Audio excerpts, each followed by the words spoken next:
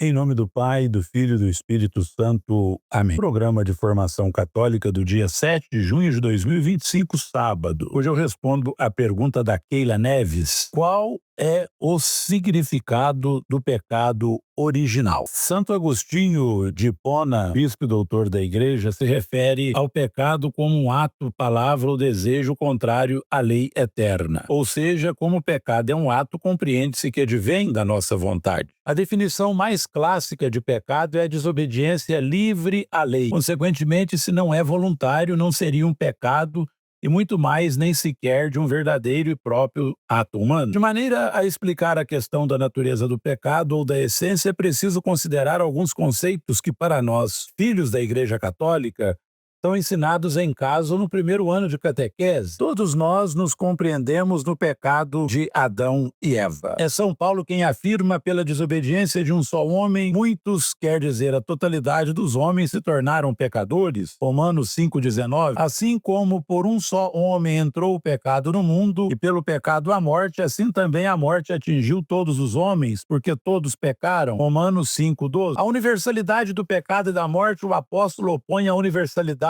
da salvação em Cristo. Romanos 5,18. Assim como pelo pecado de um só veio para todos os homens a condenação, assim também pela obra da justificação de um só virá para todos a justificação que dá a vida. Depois de São Paulo, a Igreja sempre ensinou que a imensa miséria que oprime os homens e a sua inclinação para o mal e para a morte não se compreendem sem a ligação com o pecado de Adão e o fato de ele nos ter transmitido um pecado de que todos nascemos infectados e que é a morte da alma. A partir dessa certeza de fé, a Igreja confere o batismo para a remissão dos pecados, mesmo às crianças que não cometeram qualquer pecado pessoal. Por isso, se na fé da Igreja maturou a consciência do dogma do pecado original, por porque ele está relacionado inseparavelmente com outro dogma, o da salvação e da liberdade de Cristo. Bento XVI nos ajuda muito a mergulhar no tema do pecado original. A consequência disso é que nunca deveríamos tratar o pecado de Adão e da humanidade separando-os do contexto salvífico, isto é,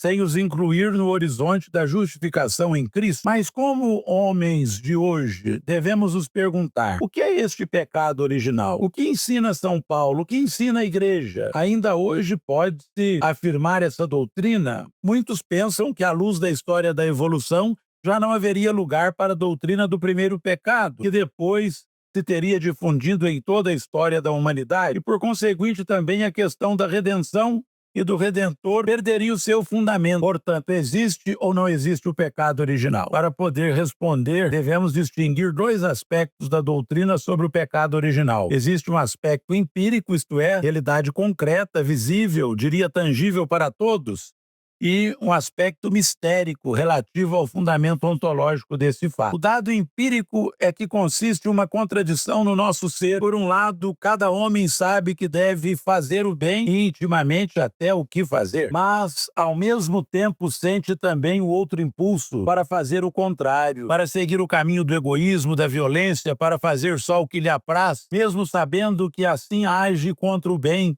contra Deus e contra o próximo. São Paulo, na sua carta aos Romanos, expressou essa contradição: no nosso ser assim, quero o bem que está ao meu alcance, mas realizá-lo não. Efetivamente, o bem que quero não o faço, mas o mal que não quero é o que pratico. Essa contradição interior do nosso ser não é uma teoria. Cada um de nós a vive todos os dias e, sobretudo, vemos sempre em nossa volta a prevalência desta segunda vontade. É suficiente pensar nas notícias cotidianas sobre injustiças, violências, mentira, luxúria. É uma realidade. E assim perguntamos de novo: o que diz a fé testemunhada por São Paulo? Como primeiro ponto, ela confirma o fato da competição entre as duas naturezas, o fato deste mal cuja sombra pesa sobre toda a criação. O mal simplesmente existe.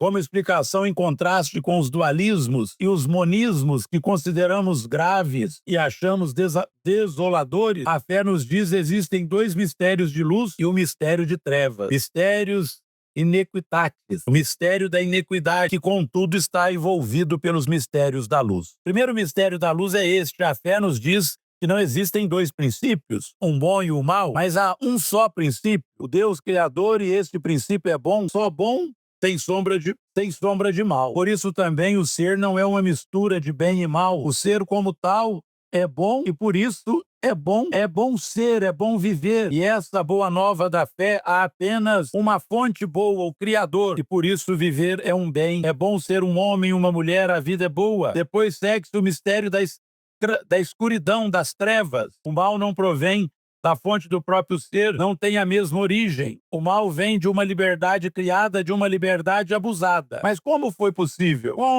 Como aconteceu? Isso permanece obscuro. O mal não é lógico. Só Deus e o bem são lógicos, são luz. O mal permanece misterioso. Apresentemo-lo com grandes imagens, como faz o capítulo 3 de Gênesis, com aquela visão das duas árvores, da serpente, do homem pecador, uma grande imagem que nos faz adivinhar, mas não pode explicar o quanto é em si mesmo ilógico. Podemos adivinhar, não explicar, nem sequer o podemos contar com um fato ao outro, porque é uma realidade mais profunda. Permanece o mistério de escuridão, de trevas, mas acrescenta-se imediatamente o mistério de luz. O mal vem de uma fonte subordinada. Deus, com a sua luz, é mais forte e por isso o mal pode ser superado. Portanto, a criatura, o homem é curável. As visões dualistas, também o monismo do evolucionismo, não podem dizer que o homem é curável.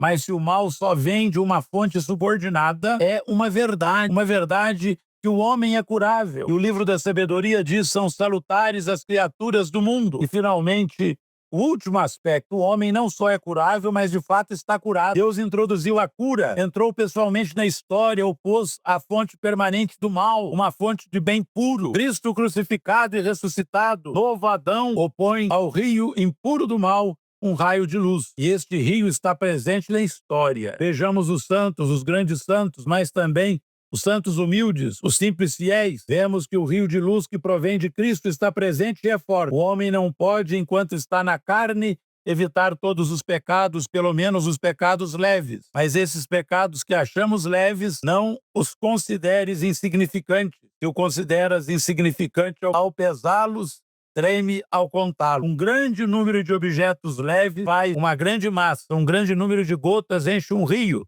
Um grande número de grãos faz um montão. Qual é, então, a esperança? Antes de tudo, a confissão. Que nós possamos confessar os nossos pecados sempre, para estarmos sempre na graça de Deus.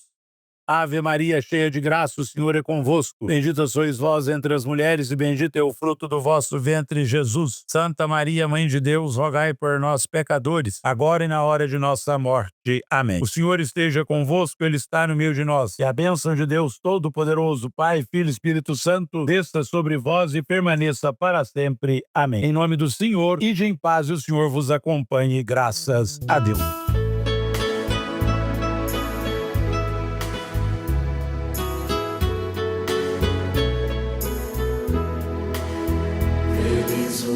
Que da culpa é absolvido e convidado para a ceia do Senhor. No lar paterno com o Cristo é revestido da veste nova que seu Pai lhe preparou. No lar paterno com o Cristo é revestido da veste nova que seu Pai lhe preparou. Feliz o homem cuja falta é perdoada, que foi no sangue do Senhor purificada.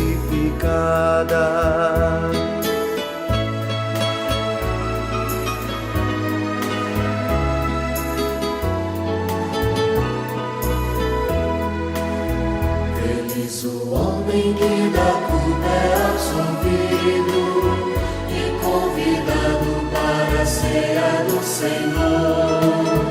No lar materno com o Cristo é revestido da veste nova que seu Pai lhe preparou.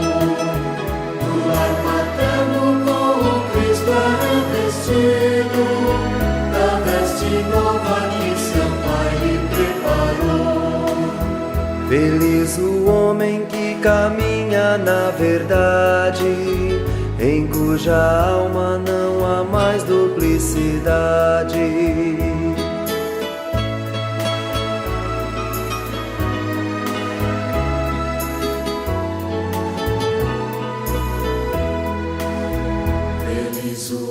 homem que da culpa é absolvido e convidado para a ceia do Senhor. No lar materno com o Cristo é revestido da veste nova que seu Pai lhe preparou. No lar materno com o Cristo é revestido